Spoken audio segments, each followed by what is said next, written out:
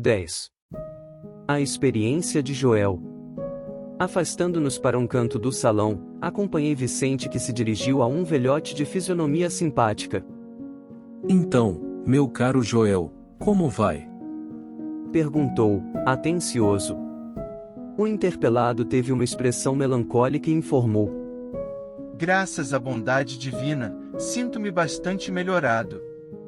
Tenho ido diariamente às aplicações magnéticas dos gabinetes de socorro, no auxílio, e estou mais forte. Cederam às vertigens? Indagou o companheiro, com interesse.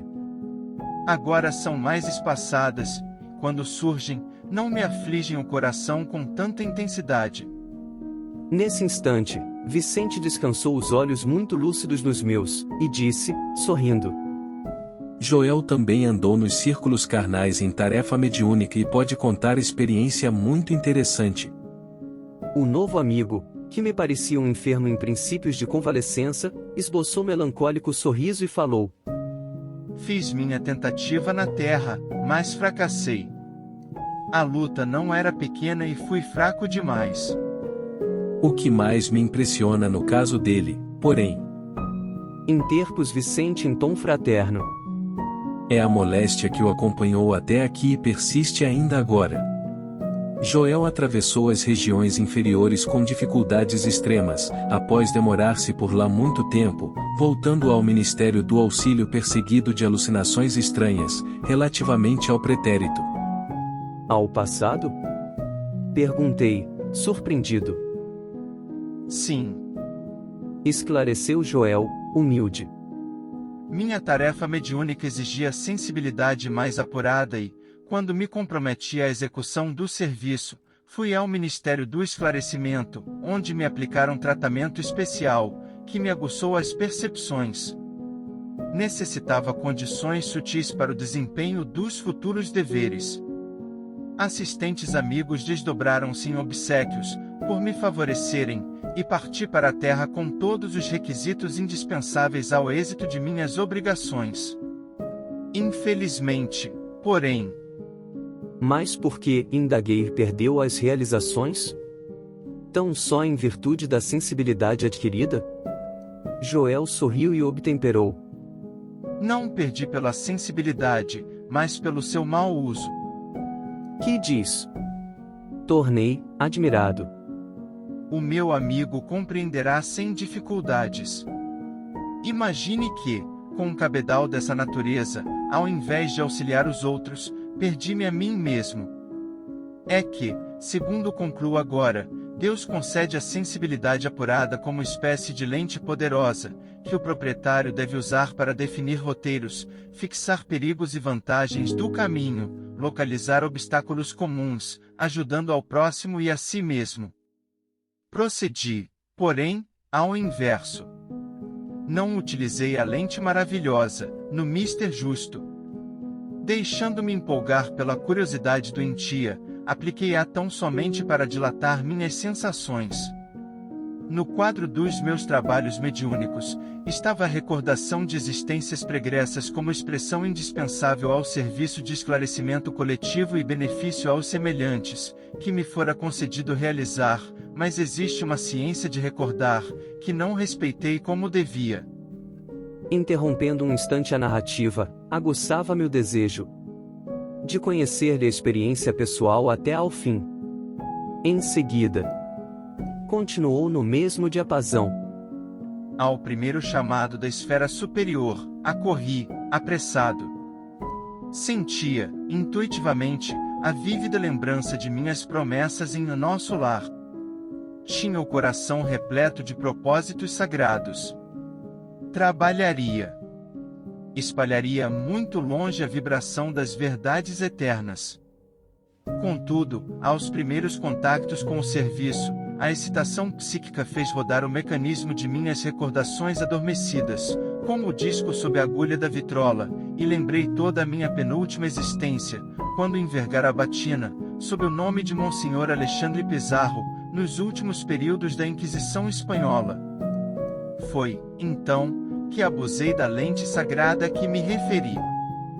A volúpia das grandes sensações, que pode ser tão prejudicial como o uso do álcool que embriaga os sentidos, fez olvidar os deveres mais santos. Bafejaram-me claridades espirituais de elevada expressão. Desenvolveu-se-me a clarividência, mas não estava satisfeito senão com rever meus companheiros visíveis e invisíveis, no setor das velhas lutas religiosas. Impunha a mim mesmo a obrigação de localizar cada um deles no tempo, fazendo questão de reconstituir-lhes as fichas biográficas, sem cuidar do verdadeiro aproveitamento no campo do trabalho construtivo. A audição psíquica tornou-se-me muito clara e, entretanto, não queria ouvir os benfeitores espirituais sobre tarefas proveitosas e sim interpelá-los, ousadamente, no capítulo da minha satisfação egoística. Despendi um tempo enorme, dentro do qual fugia aos companheiros que me vinham pedir atividades a bem do próximo, engolfado em pesquisas referentes à Espanha do meu tempo. Exigia notícias de bispos, de autoridades políticas da época, de padres amigos que haviam errado tanto quanto eu mesmo. Não faltaram generosas advertências. Frequentemente, os colegas do nosso grupo espiritista chamavam-me a atenção para os problemas sérios de nossa casa. Eram sofredores que nos batiam à porta, situações que reclamavam testemunho cristão. Tínhamos um abrigo de órfãos em projeto, um ambulatório que começava a nascer e, sobretudo, serviços semanais de instrução evangélica, nas noites de terças e sextas-feiras. Mas, qual? Eu não queria saber senão das minhas descobertas pessoais. Esqueci que o Senhor me permitia aquelas reminiscências, não por satisfazer minha vaidade, mas para que entendesse a extensão dos meus débitos para com os necessitados do mundo e me entregasse à obra de esclarecimento e conforto aos feridos da sorte. Contrariamente à expectativa dos abnegados amigos que me auxiliaram na obtenção da oportunidade sublime, não me movi no concurso fraterno e desinteressei-me da doutrina consoladora, que hoje revive o Evangelho de Jesus entre os homens.